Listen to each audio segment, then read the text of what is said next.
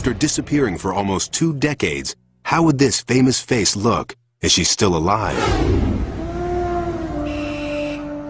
National Geographic photographer Steve McCurry hunts for a beautiful girl he saw 17 years ago.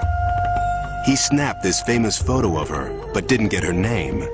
She was young and scared, a refugee from the war in Afghanistan. He called her the Afghan Girl. She has become really the icon of the Afghan struggle. Her plight and her situations really come to symbolize what's happened here over the last 2 decades. In 2001, the war in Afghanistan has the world's attention. McCurry returns to the refugee camps, determined to find the face from long ago. For weeks, he roams the streets, scouring shops, markets, and schools. The photograph is his only clue. Here's my wife. Yeah, you're sure? His search proves harder than he thought. In this conservative Muslim society, grown women must wear veils. If still alive, the girl would now be about 30, her stunning face hidden from view. We're going to look and see if we can find the records, see if we can find her whereabouts. Luke says for the last 3 for this girl. After weeks of looking, McCurry's run out of hope and time. We have a lot of leads still coming in, but I'm going to have to leave today. Been through the camp exhaustively, looking and talking to as many people as possible. We've given it really our best shot. But shortly after McCurry leaves, an Afghan refugee approaches the TV crew. He says he knows the girl from the photo. But the woman now lives hours away near Tora Bora, across a border that swallows lives. The man agrees to bring her to a nearby home. 3 days later, she arrives. But there's a hitch. Local custom dictates only a woman may enter inside. Do that and then we'll eagerly await. Associate producer Carrie Regan goes forward, alone. I remember walking to this back room, and there were women sitting around the floor, and they gestured to this figure in the back corner, and she looked up, and I saw these gleaming bright eyes. And for the first time, I thought, you know, we might just have something here. We might just have the Afghan girl. There's one way to know for sure. A new technology called iris mapping. Carrie snaps a photo, which is rushed to a lab in the States. There, experts compare the eyes of the woman with those of the girl. The colored part of the eye is called the iris. The computer maps its subtle pattern. It's as distinctive as a fingerprint. And these two sets match. The Afghan girl now has a name, Sharbat Gula. For years, she's lived in poverty in Afghanistan's countryside, oblivious to her fame around the world.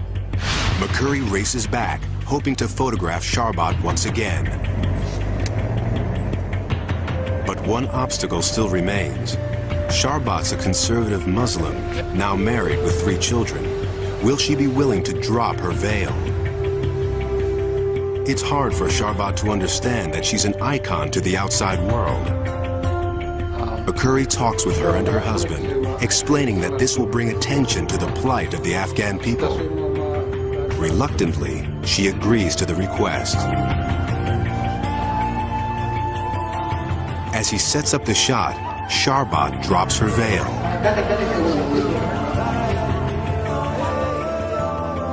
The famous eyes flash defiantly, again capturing the attention of the entire world. Sharbat's face reveals the sorrow of war, but for McCurry, it sends a message of both courage and hope. The fact that she's lifted up her burqa and revealed her face to the world, essentially, is sort of a minor miracle. These adventurers have traveled beyond time and boundaries to make amazing discoveries that broaden our understanding of the world. You know, we might just have something here. We might just have the Afghan girl. There's one way to know for sure. A new technology called iris mapping. Carrie snaps a photo, which is rushed to a lab in the States. There, experts compare the eyes of the woman with those of the girl. The colored part of the eye is called the iris. The computer maps its subtle pattern.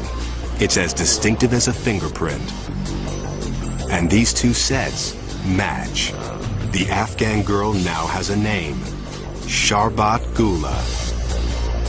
For years, after disappearing for almost 2 decades, how would this famous face look? Is she still alive?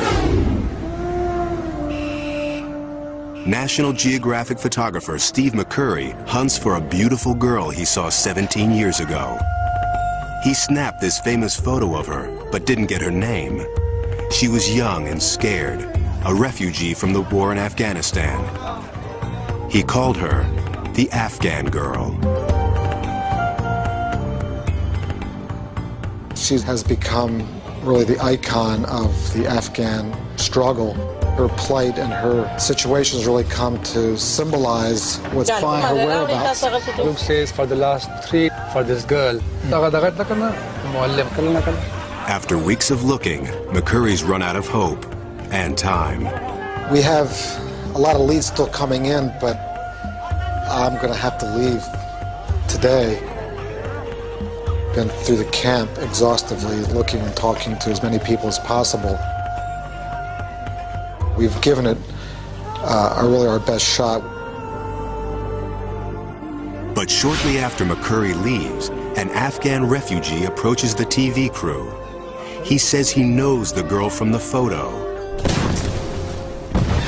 But the woman now lives hours away near Tora Bora, across a border that swallows lives. The man agrees to bring her to a nearby home. 3 days later, she arrives. But there's a hitch.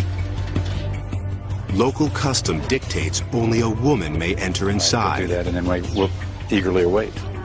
Associate producer Carrie Regan goes forward, alone.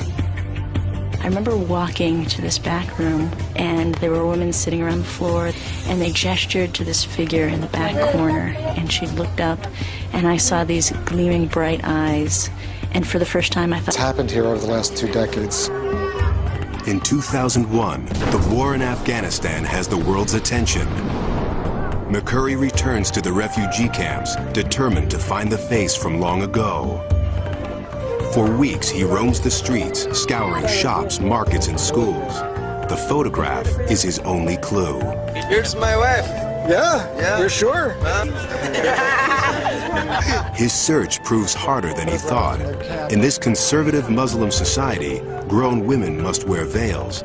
If still alive, the girl would now be about 30, her stunning face hidden from view. We're going to look and see if we can find the records. See if we can